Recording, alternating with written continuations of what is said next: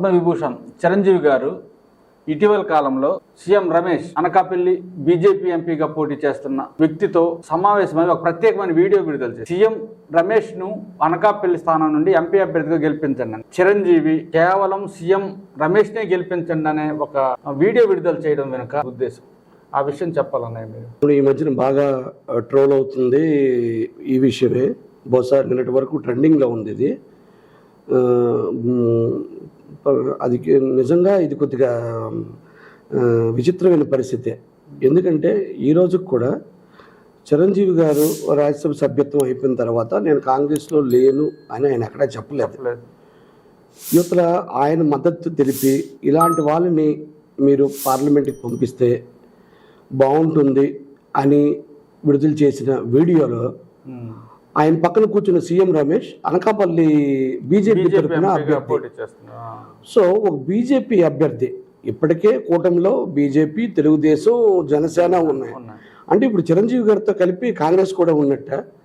సరే, తెర వెనక చంద్రబాబు గారి కాంగ్రెస్తో పొత్తులు అనేది మనకి అందరికీ తెలిసిన విషయమే. ఇప్పుడు దానికోసం మాట్లాడే అవసరం లేదు. అయితే ఓపెన్గా చిరంజీవి గారు పక్కన కూర్చోపెట్టుకొని ఇలాంటి వ్యక్తిని పార్లమెంట్కి పంపాలని ఆయన కోరారు. అయితే ఇది ఒక నిర్ణయాత్మకంగా ఎత్తుగడలో భాగమే. చాలామంది అంటున్నారు మీకు అనకాపల్లి ఎంపీ సెగ్మెంట్లో గవర్నర్లు ఉన్నారు, అలాగే కాపులు కూడా బలమైన సామాజిక వర్గం అక్కడ ప్రభావితం చేస్తుంది కాబట్టి కాపు ఓటుని పోలరైజ్ చేయడానికి చిరంజీవి గారితో ఆ స్టేట్మెంట్ ఇప్పించారు సీఎం రమేష్ అని అంటున్నారు. అయితే 2009లో పార్టీ పెట్టి కాపులకు నాయకుడిగా వచ్చిన చిరంజీవి ఆ తర్వాత పార్టీని కాంగ్రెస్లో విలీనం చేసినాక ఆయన ఇమేజ్ కంటే ఇప్పుడు కాపులకి పవన్ కళ్యాణ్ బలమైన నాయకుడిగా తెరపై ఉన్నారు. సో పవన్ కళ్యాణ్ అక్కడికి 2-3 నియోజకవర్గాలు మీకు ఏది అసెంబ్లీ కాన్స్టిట్యున్సీ వైజ్గా మీకు ఆ పక్కన అనకాపల్లి దాటిన తర్వాత పాయికరావుపేట, తర్వాత మన తుని, ఆ తర్వాత మీకు కత్తిపూడి నుంచి లోపలికి వెళ్తే పిఠాపురం మీకు అక్కడ దగ్గరలోనే ఉన్నారు. మధ్యలో బహుశా యలమంచిలి ఉన్నట్టుంది. సో అక్కడ నుంచి ఆయన వచ్చి ఈజీగా అనకాపల్లిలో ప్రచారం చేసే పరిస్థితి ఉంటుండగా ఈయన హైదరాబాద్ వెళ్ళి మరి ఆయనకు పుష్పగుచ్చం ఇచ్చి మద్దతు తెలపడం వెనుక ప్రత్యేకమైన వీడియో కూడా విడుదల చేశారు. అది బాగా తిప్పారు, తెలుగుదేశం బీజేపీ శ్రేణులు బాగా తిప్పారు. అయితే ఇక్కడ మీకు వాళ్ళ వ్యూహాన్ని ఒకటి అర్థం చేసుకోవాలి.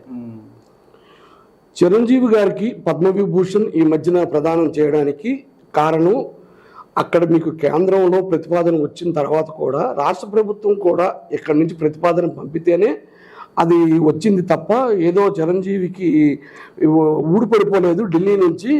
సో ఆయన జగన్మోహన్ రెడ్డితో కలిసి ఉన్నాడు అనే ఆ మధ్యకాలంలో సోషల్ మీడియాలో వైకాపా దాన్ని బలంగా వాడుకుంది ఆయన పద్మవిభూషణ్ని. సో ఆయన యాక్చువల్గా ఆయన రిప్రజెంట్ చేస్తున్న స్టేట్ తెలంగాణ. ఏవైనా క్లియరెన్స్లు, ఎన్ఓసీలు ఇలాంటివి ఏమైనా ఉంటే అది మీకు తెలంగాణ గవర్నమెంట్ ఇవ్వాలేమో కానీ ఇక్కడ ఆంధ్రప్రదేశ్ ఇవ్వడానికి లేదు. సో మీకు తెలంగాణలో జగన్మోహన్ రెడ్డితో ఆయన లేడు, మెగాస్టార్ లేడు అని చెప్పడం మొదటి ఉద్దేశం.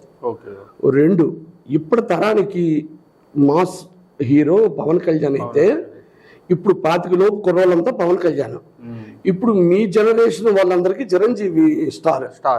సో మీలాంటి వాళ్ళందరూ ఇప్పుడు మెగాస్టార్ ఇంకా వైకాపాతో ఉన్నాడు కాబట్టి మనం అటు ఓటేద్దామని అనుకుంటే అది పొరపాటే. మెగాస్టార్ మాతోనే ఉన్నాడని చెప్పడం కోసం ఇది చేశారు. అవును, ఇప్పుడు కేవలం ఏదైతే పవన్ కళ్యాణ్ గారు 21 స్థానాల్లో పోటీ చేస్తున్నారో, ఒకవేళ తమ్ముడుగా ఆ పార్టీ శ్రేయస్సును కోరి ఆ పార్టీ గెలవాలనే ఉద్దేశం ఉంటే ఈ 21 స్థానాల్లో అభ్యర్థులను గెలిపించండి అనే ఒక వీడియో విడుదల చేయవచ్చు కదా. అది కూడా ఒక ప్రశ్న. ఇక్కడ మీకు ఎలా ఉంటుందంటే ఒక మెగాస్టారు చిరంజీవి గారు మెగాస్టార్, నో డౌట్. ఆయనకి ఈ రోజుకి ఆరాధించే ఆబాల గోపాలం తెలుగు రాష్ట్రాల్లో ఉన్నారు, తెలుగు వాళ్ళు ఎక్కడున్నా ఉన్నారు, అందరూ నో డౌట్ అంతే. అయితే మీకు చిరంజీవి గారు చెప్తే ఓట్లు వేసేస్తారు అనుకుంటే దుత్తి మాట. ఎందుకంటే 2004లో వైఎస్ రాజశేఖర రెడ్డి గారు హవా నడుస్తున్నప్పుడు టీడీపీ విజయవాడ నుంచి మన నిర్మాత అశ్విని దత్ పోటీ చేశారు. పోటీ చేసినప్పుడు స్వయంగా చిరంజీవి గారు ఈనాడు, ఆంధ్రజ్యోతి, బహుశా ఆంధ్రజ్యోతి ఒక్కటో నాకైతే సరిగ్గా గడియలేదు, మొత్తానికి ఈ 2 ప్రధాన పత్రికల్లో ఫుల్ పేజీ, ఫ్రంట్ ఫుల్ పేజీలో యాడ్ ఇచ్చారు. చలసాని అశ్విని దత్తను టీడీపీలో నుంచి పోటీ చేస్తున్నాడు, నాకు మంచి మిత్రుడు, పరిశ్రమకు పెద్ద దిక్కు, ఆయన గెలిపించండి అని. ఎన్నికల ఫలితాలు వస్తే 1,14,000 ఓట్లు తేడాతో ఆయన ఓడిపోయాడు. అంటే సాధారణంగా సైకిల్ గుర్తుకు వచ్చే ఓటు కూడా ఆయనకి రాలే. మళ్ళీ చంద్రబాబు సామాజిక వర్గం విజయవాడ. అవును, ఇది పక్కన పెట్టండి. 2009లో స్వయంగా ఇదే అనకాపల్లి, ఇప్పుడు ఏ సీఎం రమేష్ అయితే పోటీ చేస్తున్నారో అక్కడ ఎమ్మెల్యే సెగ్మెంట్ లో ఆయన బామ్మర్ది అల్లు అరవింద్ పోటీ చేశారు. పోటీ చేస్తే 42,000 ఓట్ల తేడాతో ఆయన ఓడిపోయారు. సో ఇక్కడ గెలుపు ఓటములు అనేవి ఎప్పుడు వేవ్లోనే వస్తాయి. కాబట్టి ఎక్కడో అతీతంగా కొందరు ఉంటారు. అవి ఈ రాష్ట్రంలో 4 సీట్ల నుంచి లేవు మొదటి నుంచి. ఆ కుటుంబాలకు కానీ వాళ్ళకి కానీ అలా ఒక కుప్పం ఇలాంటివి. అలాగే హిందూపూర్లో టీడీపీ ఇలాగే ఉన్న అది ఆ నాయకులకు ఆ కుటుంబాలకి అంతకుమించి మరి లేదు. సో ఇప్పుడు సీఎం రమేష్ గారు టార్గెట్ ఏమై ఉంటుంది, చంద్రబాబు గారి టార్గెట్ ఏమై ఉంటుంది అంటే, ఇప్పుడు సీఎం రమేష్ను గెలిపించండి, లేదు ఇలాంటి వాళ్ళని పంపించండి, ఈ రెండిట్లో ఏదో అటు ఇటుగా అదే పదం వాడారు చిరంజీవి గారు.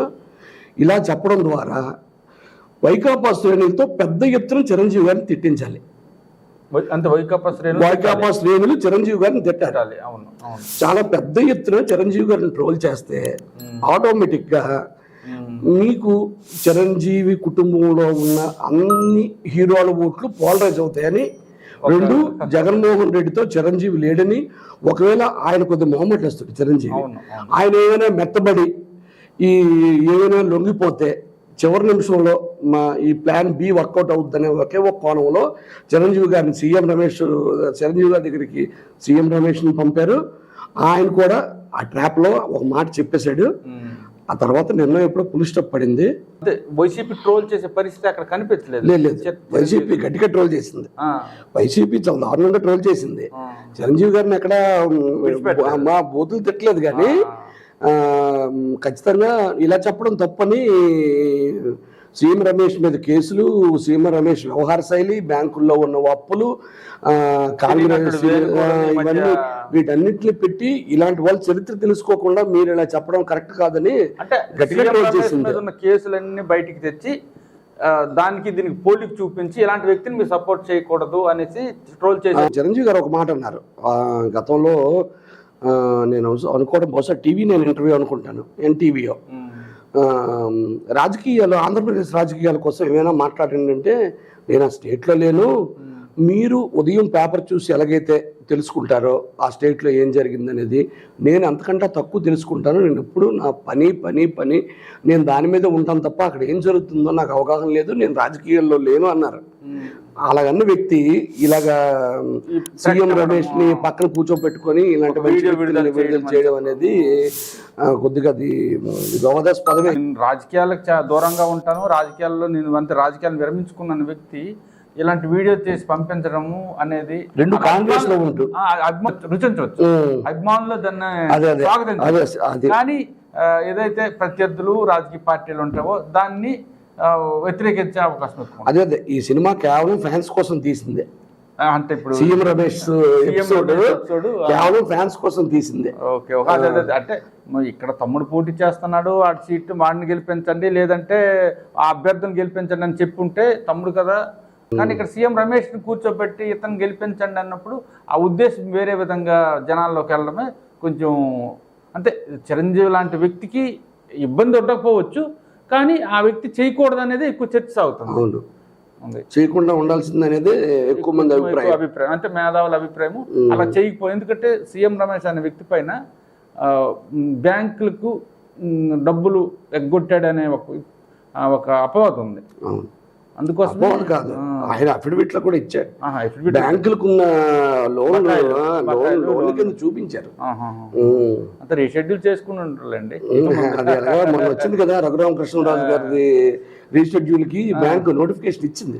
అదే రీషెడ్యూల్ చేసుకున్నాడు కాబట్టి లోన్ కింద అది కన్వర్ట్ అయిపోయి వాళ్ళు కట్టుకోవడానికి ఇబ్బంది.